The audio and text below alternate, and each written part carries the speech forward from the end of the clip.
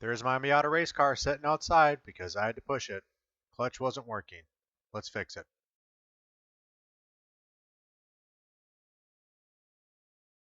Alright, first step, get the car up in the air, and if you can try to engage your clutch and nothing happens, odds are it's the clutch master cylinder right here.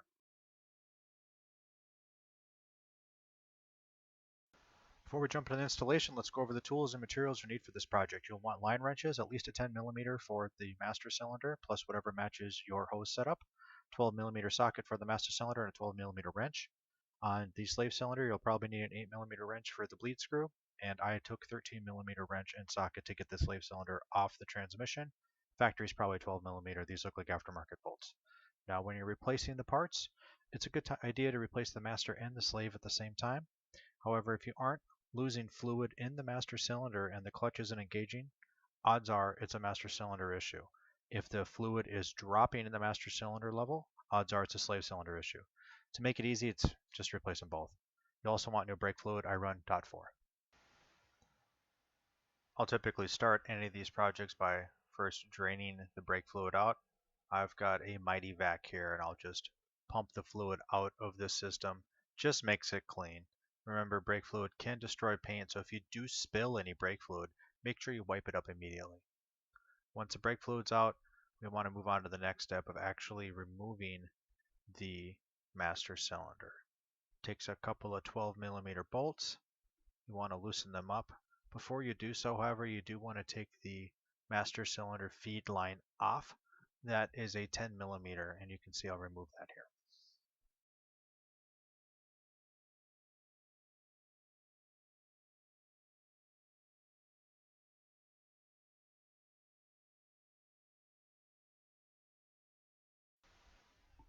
Now that the clutch master cylinder is out, let's get the slave cylinder off. Underneath the vehicle by the transmission on the passenger side of the vehicle here, you can see you can access it without having to drop the subframe or anything silly like that. The idea is you just break both bolts loose. Now you'll see from the top, I will actually spin them loose. Now how I'm getting access to them is I'm reaching over the lower control arm and the subframe and just breaking them loose. Now these are 13mm. You'll have to check on your own Miata. They may be 12mm, they may be 13, they may be 14mm head. The idea is you just remove the two, and then what I'm going to do is I'm going to actually pull the whole assembly out and bleed it out through the top.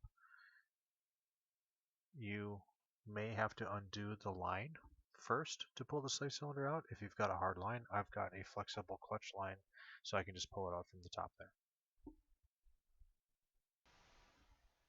Just like the master cylinder, I want to pull any brake fluid off this slave cylinder before I unattach it from the hydraulic system. So that's what I'm doing here, just using the mighty vac to remove the fluid from the slave cylinder. Alright, we're at the bench here, and what we're going to do is we're going to work on bench bleeding the master cylinder. All you need for this is really just a screwdriver to push in the plunger. You just want to add some fluid and keep moving the plunger in and out until you get some fluid spraying out the orifice where that line, that hard line, goes into. So you can see here I'm just plunging it in and out until there's fluid available, and we're done. Time to put it on the car. Installation is just the opposite of removal. I recommend making sure that the clutch rod coming from the other side of the firewall is centered and firmly seated in the master cylinder before you bolt everything down. You actually won't be able to push the master cylinder if that rod's not aligned. Now I tend to button it down to the firewall, not quite tight. You want a little bit of wiggle room, and then you can actually take the hard line and easily thread that in without any sort of cross threading. Tighten down the hard line, and then you can finish torquing down the firewall bolts. Now I'm just going to go with snug. I could not find a torque spec here, but they are a fixed thread and you don't want to snap them off. So nice and snug is all you need.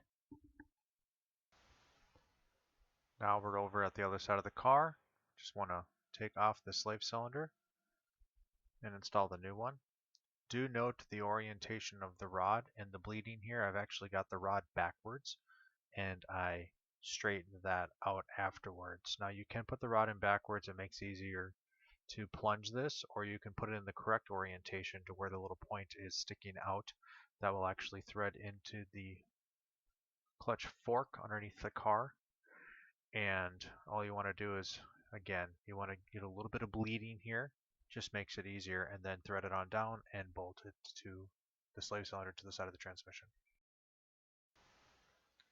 Last step of the home stretch here, take the slave cylinder, bolt it back down to the transmission. Torque spec should be 22 to 26 foot-pounds, but check the manual just to make sure.